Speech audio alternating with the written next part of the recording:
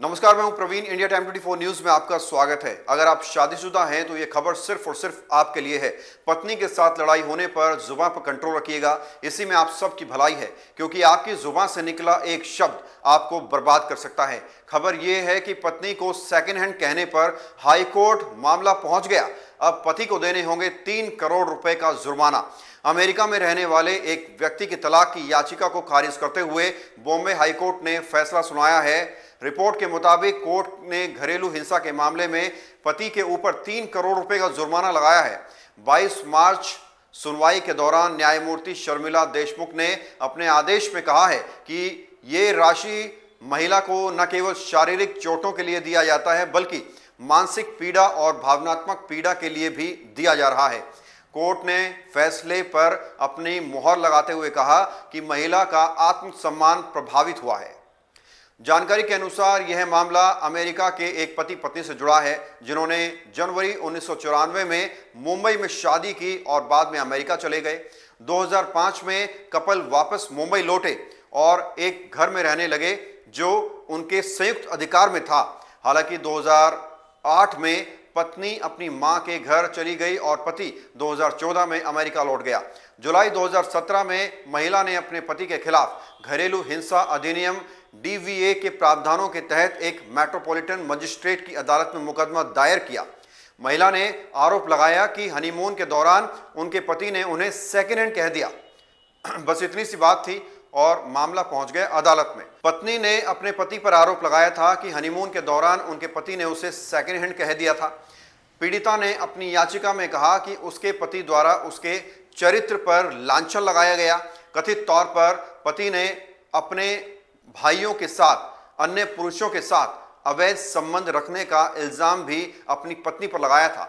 इन्हीं सब मामलों में पत्नी ने अपने पति के खिलाफ शारीरिक और भावनात्मक शोषण का मामला अदालत में दर्ज कराया।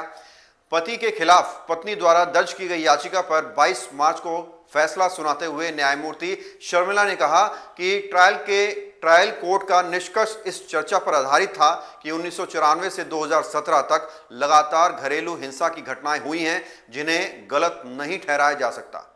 न्यायाधीश ने कहा, मुझे इस अदालत के पुनरीक्षण क्षेत्राधिकार का प्रयोग करते हुए विवादित फैसले और आदेश में हस्तक्षेप करने का कोई कारण नहीं दिखता है। पुनरीक्षण आवेदन खारिज किया जाता है। अब लेंगे एक छोटा सा ब्रेक और ब्रेक के बाद आपको बताएंगे कि केजरीवाल की गिरफ्तारी के बाद कैसे चल रहा है दिल्ली में घमासान। जल्द लौटते हैं। भगत चंद्रा हॉस्पिटल विश्व की सभी आधुनिक और बुनियादी सुविधाओं से परिपूर्ण एक world class multi speciality hospital Mahavir enclave Palam Dabri road पर स्थित साउथ वेस्ट दिल्ली का एकमात्र मल्टी स्पेशलिटी हॉस्पिटल, जहां 24 घंटे आपकी सेवा में उपलब्ध हैं वेल क्वालिफाइड डॉक्टर्स और हेल्पिंग स्टाफ। डॉक्टर CM भगत द्वारा स्थापित भगत चंद्रा हॉस्पिटल आपकी सेहत का ख्याल रखना ही इसकी प्राथमिकता है, वो भी अफोर्डेबल रेट्स में। ब्रेक के बाद आपका स्वागत है। दिल्ली आबकारी नीति भ्रष्टाचार मामले में मुख्यमंत्री अरविंद केजरीवाल की गिरफ्तारी के बाद सड़क पर संग्राम जारी है। मंगलवार को आम आदमी पार्टी के कार्यकर्ताओं ने प्रधानमंत्री आवास के घेराव के लिए सड़कों पर उतरकर जमकर विरोध प्रदर्शन किया, जिसकी वजह से दिल्ली पुलिस ने सुरक्षा कड़ी कर दी थी और प्रदर्शनकारियों को हिरासत में लेकर 5 बसों में भरकर अलग अलग थाने ले जाया गया। पंजाब के शिक्षा मंत्री हरजोत बॉन्स, विधायक सोमनाथ भारती और दिल्ली की डिप्टी स्पीकर राखी बिड़ला को पुलिस ने हिरासत में लिया था। दूसरी ओर अरविंद केजरीवाल के मुख्यमंत्री के तौर पर इस्तीफा की मांग पर अड़े बीजेपी कार्यकर्ताओं ने भी जमकर विरोध प्रदर्शन किया। इस दौरान दिल्ली बीजेपी प्रमुख वीरेंद्र सचदेवा सहित पार्टी के कई नेताओं को हिरासत में लिया गया। इधर अरविंद केजरीवाल की हिरासत के खिलाफ दिल्ली हाईकोर्ट में लगी याचिका पर आज बुधवार यानी 27 मार्च को सुनवाई भी चल रही है। अरविंद केजरीवाल ने अपनी गिरफ्तारी के खिलाफ हाईकोर्ट का दरवाजा खटखटाया है। उन्होंने अपनी गिरफ्तारी को सुप्रीम कोर्ट में भी चुनौती दी थी, लेकिन सुनवाई से ठीक पहले अर्जी वापस ले ली गई थी। अरविंद केजरीवाल ने गिरफ्तारी को चुनौती देते हुए शनिवार को दिल्ली हाईकोर्ट का दरवाजा खटखटाया और तुरंत सुनवाई की मांग की थी। लेकिन होली की छुट्टियों की वजह से ऐसा नहीं हो सका। केजरीवाल ने अपनी याचिका में दलील दी कि उनकी गिरफ्तारी और हिरासत अवैध थी और वो तुरंत हिरासत से रिहा किए जाने के हकदार हैं। जस्टिस स्वर्ण कांता शर्मा की बेंच के सामने याचिका को सूचीबद्ध कर दिया गया है। 21 मार्च को गिरफ्तार किए गए केजरीवाल को निचली अदालत ने 28 मार्च तक के लिए ईडी की हिरासत में भेज दिया था। केजरीवाल इससे पहले 21 मार्च को गिरफ्तारी पर रोक की मांग को लेकर हाईकोर्ट पहुंचे थे। हाईकोर्ट के इनकार के कुछ घंटे बाद ही ईडी की टीम उनके आवास पर पहुंची गई और तुरंत उन्हें गिरफ्तार कर लिया गया।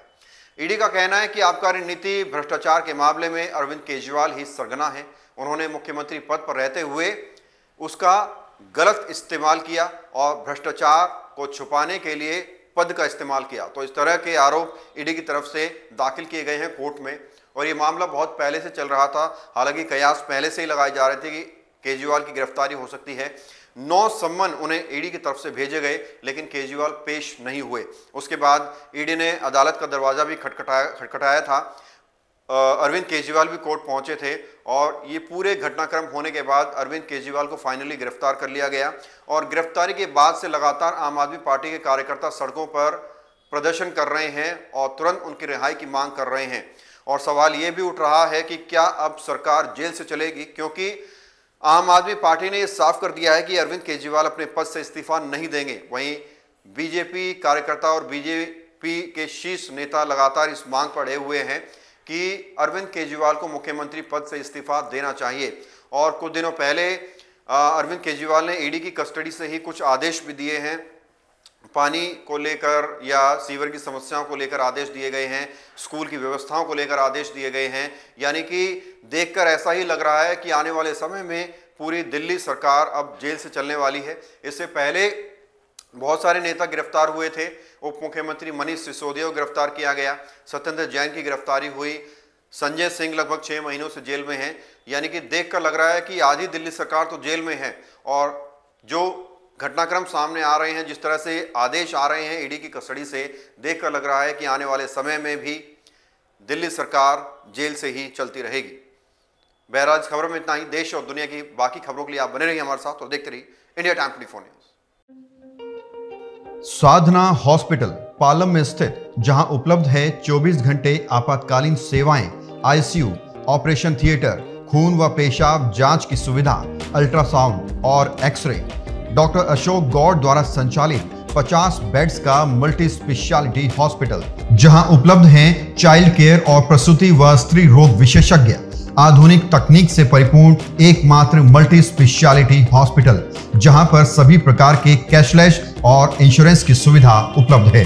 एक बार सेवा का मौका जरूर दें। हमारा पता है NZA 635 Rajnagar part 1, main Palam road, new Delhi 110045। Phone number है 01149323811 और 9310815643। खबरों से खबरदार रहने के लिए चैनल को सब्सक्राइब करें और प्रेस करें बेल आइकन।